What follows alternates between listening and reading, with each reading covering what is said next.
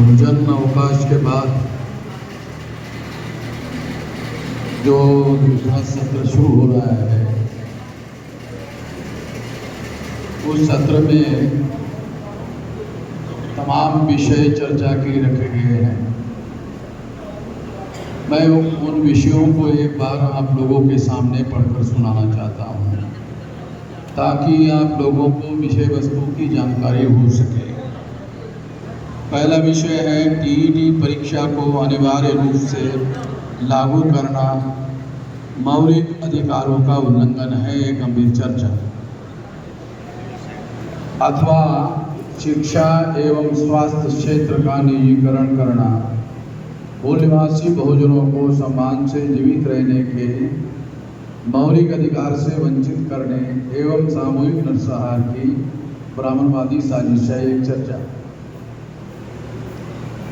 तीसरा है NEET is a cheat एवं परसेंटाइल से मेरिट खत्म करके और पेपर लीक की धांधली से बहुजन मेरिटोरियस स्टूडेंट को डॉक्टर बनने से रोकने का ब्राह्मणवादी व्यवस्था का षड्यंत्र है, विश्लेषणात्मक चर्चा।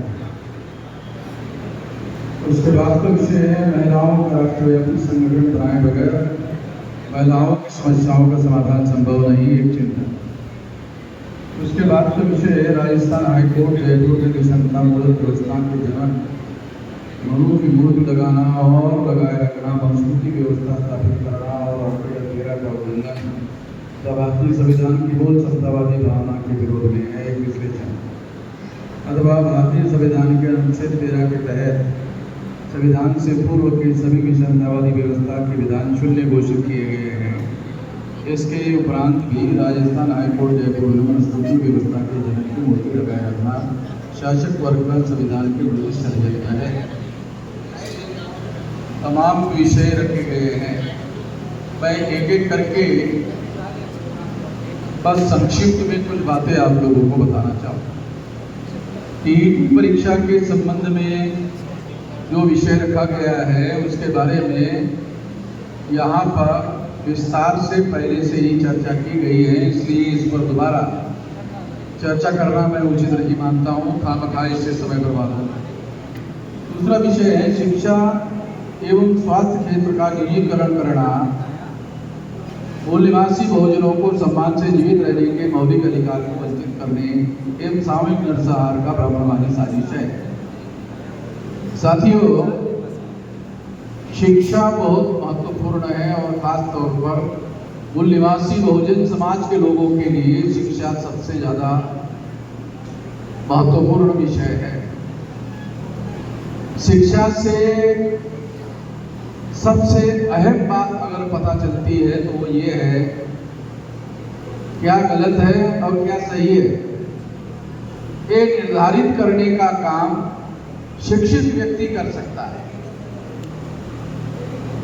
अपनी बौद्धिक क्षमता के आधार पर क्या गलत है और क्या सही है निर्धारित किया जा सकता है। हजारों सालों से हमारे लोगों को, मूल निवासी बहुजन समाज के लोगों को, ब्राह्मणवादी व्यवस्था के लोगों ने हमें पढ़ने लिखने के अधिकार से वंचित कर दिया। अब ये जो महत्वपूर्ण बात है ये हजारों सालों से चल रही है। दुनिया में सबसे पुरानी सभ्यता हमारी है और इस सभ्यता में सबसे ज्यादा अहम बात जो है ब्राह्मणों का नियंत्रण। और ये ब्राह्मणों का नियंत्रण जो है ये वर्ण व्यवस्था की वजह से स्थापित हुआ। वर्ण व्यवस्था में केवल थे, सारे मूल निवासी रखने का, अशिक्षित रखने का काम करते रहे। और इस बात का एहसास भी जो व्यक्ति शिक्षित नहीं होता है उसको गलत और सही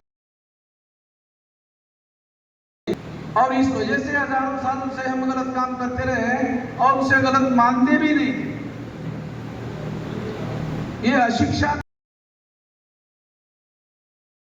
और उससे भी बड़ी बात जानना जरूरी है कि अशिक्षित रखने का षड्यंत्र ब्राह्मणों के द्वारा हुआ और हम मूल्य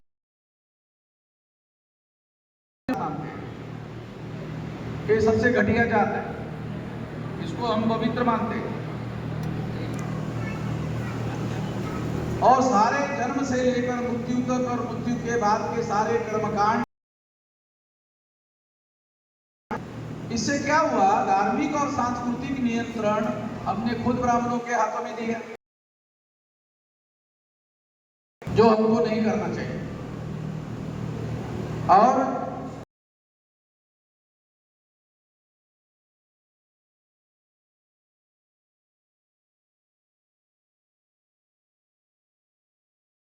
बात यह है कि ब्राह्मणों के हाथों से भी कर्मकांड नहीं करने।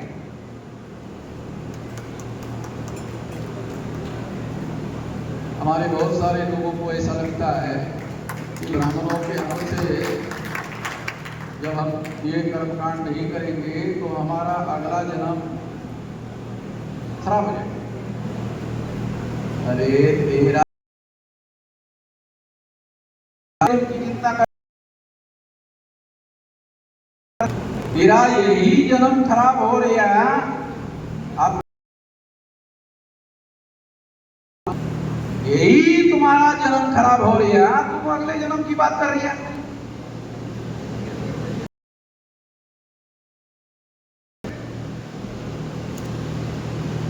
किसने देखा है अगला जन्म? है कोई माइकलाल जो बता सकता है कि अगला जन्म है? कोई भी नहीं बता सकता। मगर ब्राह्मणों ने जन्म जन्मांतर की थ्योरी के आधार पर पाप और पुण्य का कर्मकांडी सिद्धांत लागू किया है। वो पुण्यवान है और वो अगले जन्म में ब्राह्मण जाति में पैदा हो सकता है। तो हमारे सारे नालायक जो SC ST OBC के लोग हैं, वो ब्राह्मण बनने के चक्कर में ब्राह्मणों को इसी जन्म में सर के ऊपर बैठा दिया, अगला जन्म सुधारने के नाम पर साला यही जन्म नरक में डाल दिया। हमारे जो नालायक लोग हैं, SC ST OBC के जो नालायक लोग हैं, उन्होंने इसी जन्म को नरक में डाल दिया और नरक में डालने की वजह है ब्राह्मणों को अपने सर पर बिठा लिया। ये काम जो है हमारी गलती है।